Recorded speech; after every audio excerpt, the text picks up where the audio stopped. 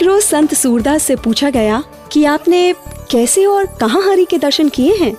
उन्होंने हंसकर जवाब दिया, मन और आत्मा की दृष्टि से।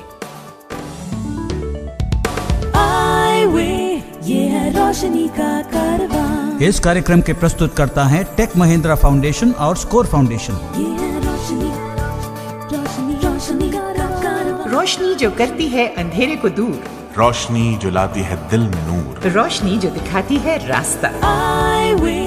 ये है रोशनी का कारवां। आप सभी को पूनम का आदाब।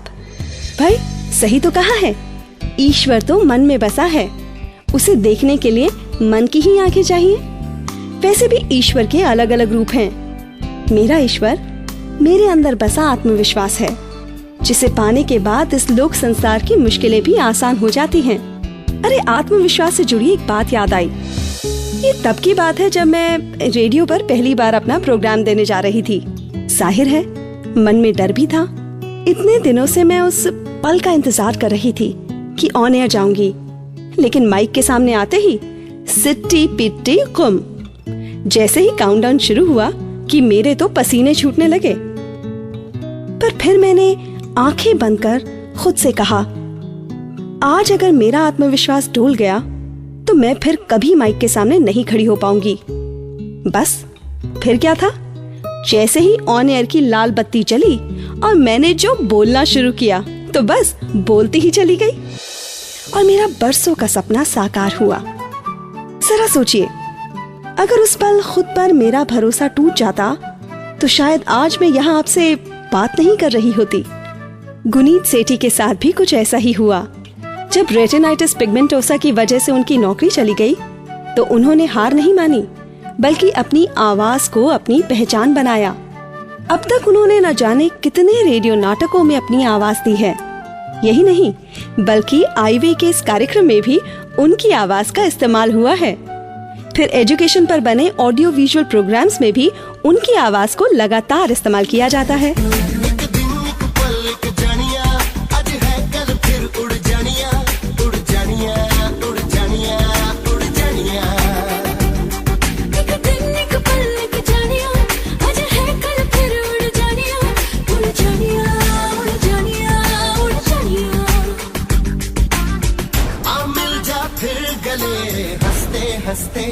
सलाम नमस्ते, सलाम नमस्ते, सलाम नमस्ते, सलाम नमस्ते, सलाम नमस्ते। दोस्तों, हमारे पास और भी बहुत सारी मिसालें हैं जिन्होंने अपनी आंखों को नहीं बल्कि अपनी आवाज को ताकत बनाया।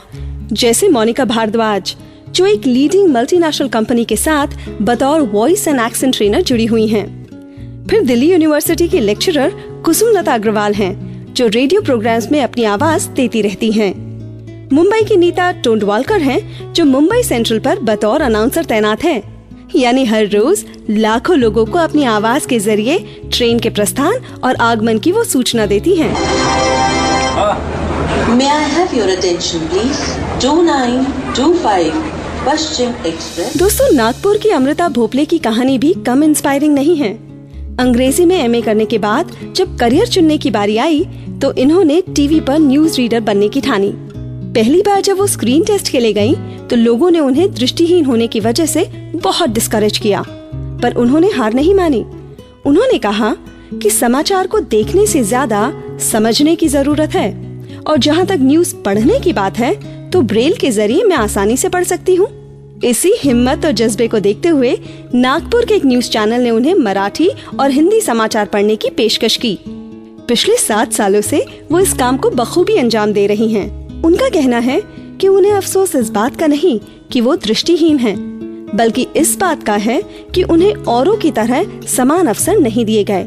अवसर की बात चली है तो हम आपको बता दें कि आईवे के फ्री SMS अलर्ट्स के जरिए आपको घर बैठे पता चल सकता है करियर ऑप्शंस के बारे में। साथ ही साथ दृष्टिहीन लोगों से जुड़े हकों की बातें, नई नई टेक्नोलॉजी की जानकारी जैसे कई जरूरी अपडेट्स भी आपको मिल सकते हैं। SMS अलर्ट सेवा को सब्सक्राइब करवाने के लिए आप हमारी वेबसाइट ive.org पर भी लॉग ऑन कर सकते हैं, या फिर हमारी हेल्प डेस्क 011-460-70380 पर फोन कर सकते हैं। कुछ हम में ऐसी बातें हैं वो सब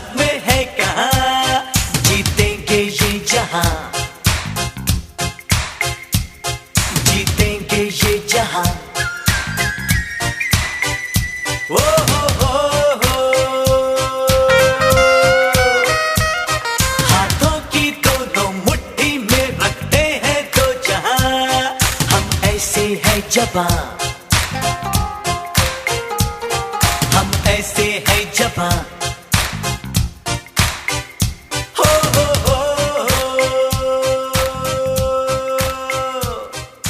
दुनिया फतेह की जा सकती है, बशर्ते सबको समान अवसर और जरूरी सुविधाएं मिल जाएं। ऐसा नहीं है कि दृष्टिहीन छात्रों या व्यक्तियों के लिए प्लानिंग नहीं की जा रही है, जैसे दिल्ली की जवाहरलाल नेहरू यूनिवर्सिटी। आपको ये जानकर खुशी होगी कि ये हिंदुस्तान की चुनिंदा यूनिवर्सिटीज में से एक है जहां पर अलग से डिसेबिलिटी सेंटर है, जहां पर आपको हर किस्म की मदद मुहैया करवाई जाती है, वो चाहे साइकोलॉजिकल हो या फिर एडजस्टमेंट प्रॉब्लम्स हो। विकलांग छात्रों की सुविधा का ध्यान रखते हुए कई जगहों पर रैंप बनाए गए हैं, वहाँ रेलिंग लगवाई गई है। इसके साथ ही जेएनयू में ब्रेल में लिखे साइन बोर्ड्स भी बनाए गए हैं। हमारे साथ हैं जेएनयू के छात्र संदीप, जो हमें बता रहे हैं कि दृष्टिहीन छात्रों के लिए वहाँ और कौन कौन सी सुविधाएं मौजूद हैं। रिसेंट समय में उन्होंने काफ़ी कुछ काम किया है, जैसे कि Helen Keller unit library, central library में उन्होंने ग्राउंड फ्लोर पर स्टैब्लिश किया है, जहाँ पर 24 कंप्यूटर्स हैं। इन सारे कंप्यूटर्स में जॉस, कर्सवेल सॉफ्टवेयर हैं और सभी कंप्यूटर्स स्कैनर्स के साथ भी इक्विप्ड हैं। ये हाई रेजोल्यूशन स्कैनर्स हैं, अपनी कोई भी किताब आप स्कैन कर सकते हैं, कोई भी जेरोक्स मटेरियल स्कैन कर सकते हैं और फिर उसको पढ़ सकते हैं। और ऑल कंप्यूटर्स जो हैं इंटरनेट कनेक्टेड हैं, तो आप ऑनलाइन जर्नल्स भी एक्सेस कर सकते हैं। जेएनयू में एक विजुअली चैलेंज फोरम नाम का एक इनफॉर्मल कम फॉर्मल ऑर्गेनाइजेशन हम चलाते हैं, हम लोग सब स्टूडेंट्स ही मिलकर। इसमें दृष्टिहीनों के हित में या दृष्टिहीनों के जो भी रिलेटेड प्रॉब्लम्स हैं उनके ऊपर कंसंट्रेट करते हैं। और मेडिकल में अगर कोई समस्या है तो वो भी हम हेल्थ सेंटर को मिलके, हेल्थ सेंटर के मेडिकल चीफ को मिलके वो भी परेशानी दूर करने की कोशिश करते हैं। ये एडमिनिस्ट्रेशन से ज़्यादा हम स्टूडेंट्स इस पर कॉन्सेंट्रेट करते हैं, ताकि स्टूडेंट्स को स्टूडेंट्स ही अच्छी तरह समझ सकते हैं। एडमिनिस्ट्रेशन तो एक सबके लिए है, वो इतना समय देने में विश्वास नहीं करते। और यही चीज मैं कहना चाहूंगा, जो अगर जेएनयू में आज के बाद कभी आने का सोच रहे हैं आने वाले दिनों में, कि आप भी आएं, हमें बताएं, हम आपको मिलेंगे, आपकी मदद करेंगे।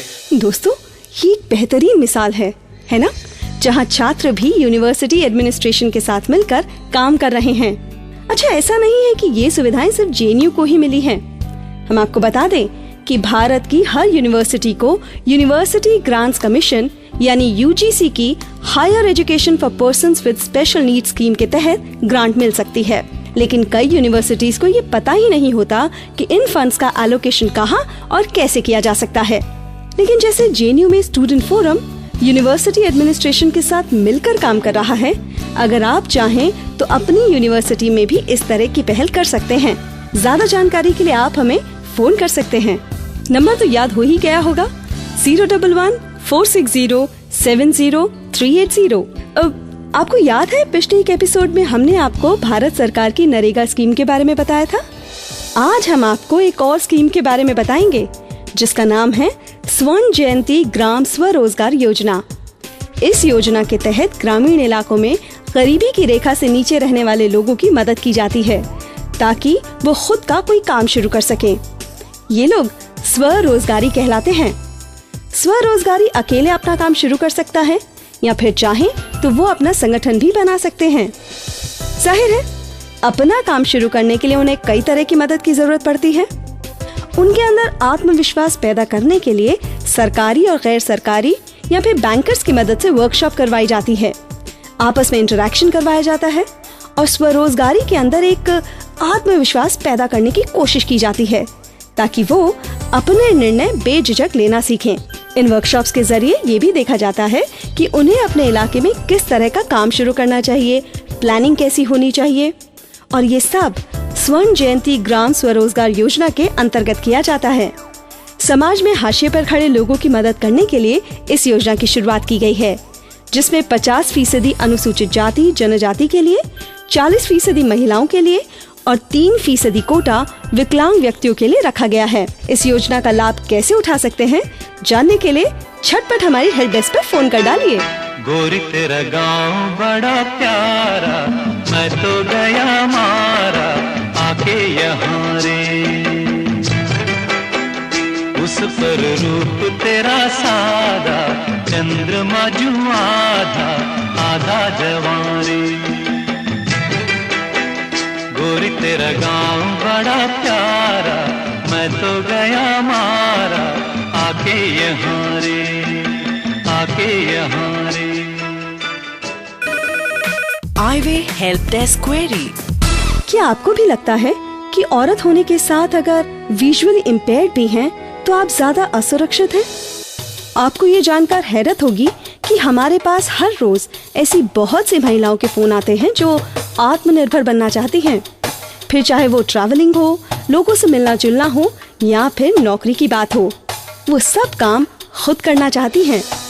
हमारे पास उत्तर प्रदेश से एक लड़की का फोन आया जिसकी उम्र 20-22 साल की है। पिछले कुछ सालों से उसकी नजरें कमजोर होती जा रही हैं। उसके घर वालों ने उसे सिर्फ तीसरी कक्षा तक ही पढ़ाया और उसके बाद घर के कामकाज में लगा दिया।